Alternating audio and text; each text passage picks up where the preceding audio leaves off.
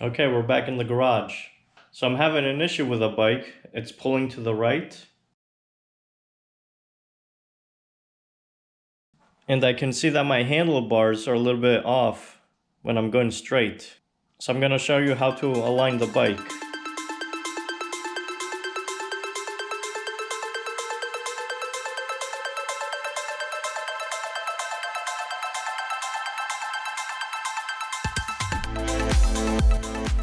Now your first step is going to be the rear wheel.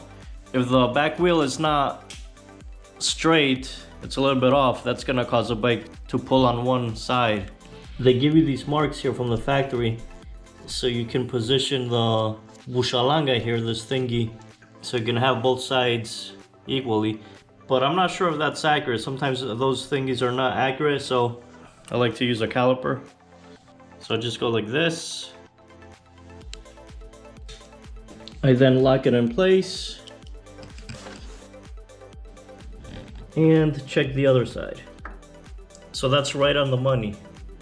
Okay, now that we know the back wheel is correct, we're gonna go to the front and reset the suspension, make everything like settle back in place. So to do that, you're gonna loosen this nut here, and I marked this already over here when I loosened it, just so I have a rough idea where it's gonna end up again. And I put a towel, and then I put the socket, supposedly not to scratch the nut, but of course I managed to scratch it a little bit. And that is a size 32. You don't need a special socket. I just used a regular 32.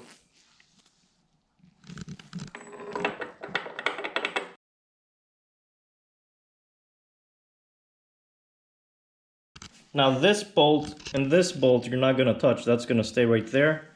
But you're gonna loosen these pinch bolts down here, 2 on this side and 2 on the other side. I had to remove this cover that goes underneath, and to get this off you have to take out the horn. Not too much of a big deal. And then I'm gonna loosen the fender, 2 bolts here, 1 over here, same thing on the other side. Loosen this nut, loosen these pinch bolts, same on the other side, right there, and loosen both calipers. And what that does, it has everything floating and they're ready to be aligned. So once again, everything is loose now, except these pinch bolts. Do not touch these pinch bolts, because if you do, the forks are gonna come up. And I like to have a rag on the front wheel so it can turn easier, settle where it wants to. And of course, you're gonna need a rear stand for this job, to have the bike nice and straight, level. So you get on the bike, and then you put pressure here, and you start jumping on it like CPR.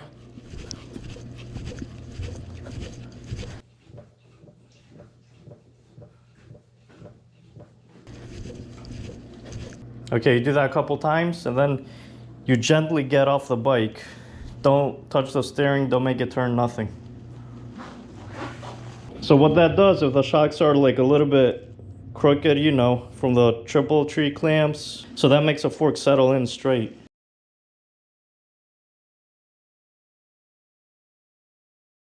Okay, so next step, you're gonna tighten a little bit of the pinch bolts a little bit at a time, but don't go completely tight yet. And you're gonna run down this a little bit too. Okay, I got these lower pinch bolts tight, both sides. Doesn't have to be super tight, it's aluminum, you know the drill. I got the top nut tight, and as you can see I managed to fuck it up a little bit here. Okay, now I'm gonna tighten this axle nut. I'm gonna do 72 foot-pounds, or it's 100 Newton meters. And then the other side I'm gonna hold it through here. I got this nice tool. It has multiple sizes, so that's a size 24. Right there.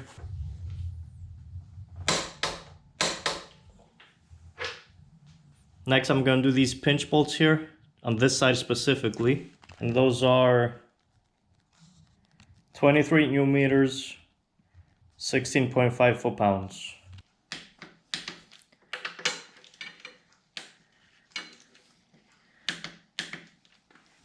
Okay, once you do that, you're gonna leave this side loose, and you're gonna get back on the bike and give it a couple pushies.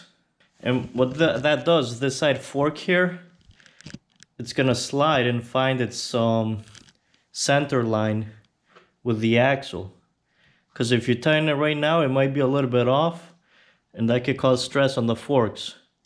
So if I jump on the bike, give it a few pushes, that's gonna center that fork right there. After I do that, I'm gonna tighten that. And I can tell that the fork has moved. The fork was sticking out a little bit from the axle. Now it's like almost flush. Okay, now the pinch bolts are tight. It's really important you do that in that order, so the forks are gonna be straight. Now I'm gonna tighten the fender bolts. Okay, next up I'm gonna jack up the bike from the front. I'm gonna go right on the headers, piece of wood, and the jack. The owner's manual says that's what you can do, so I'm not gonna argue with them. And if you want the proof, right here, bam! Okay, now that the front wheel is off the ground, it can spin freely. So to make sure the calipers sit straight with the rotor, what you're gonna do is spin the wheel, hit the brakes. It doesn't have to be too hard, and the calipers are gonna sit. So once you do that, you're gonna snug down the bolts on both sides without letting go the lever.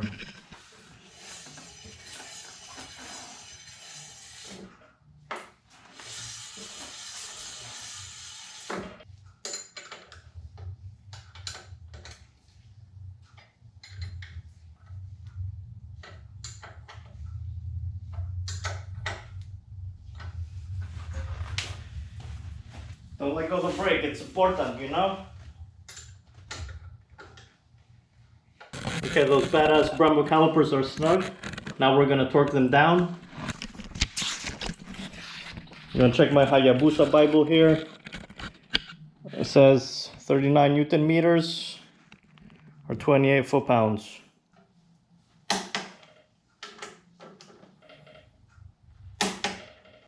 And of course, don't forget, put this guy back on. It's easier if the bike is jacked up in the front, so you have more clearance in here. Okay, everything is nice and tight. When you're done, make sure to double check your work, because that's a lot of bolts you loosen, and you don't want to have something left loose. Because this is a real McCoy, you know, it's not a moped. But even on a moped, you should double check your work. So once again, check the center nut is tight.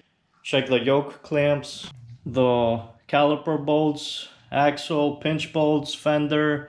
You gotta recheck all that work that you did.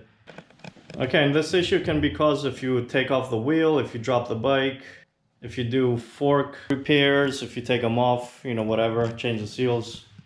And it's very important that you do in the order that I showed you. Because let's say if you tighten the calipers without jacking up the bike and spinning the wheel, it might sit a little crooked in relation to the rotor. So it's a little details that make the difference.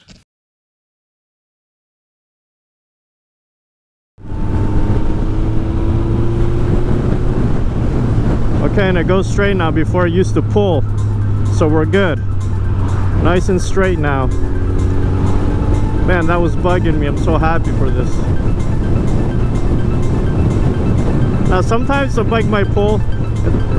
Before you condemn the bike right away, sometimes the streets that have a slope for the water to drain on the side, or it might be windy, like it is now a little bit windy. So make sure you try it a couple times. If you go closer to the yellow line, that seems to be the flattest usually.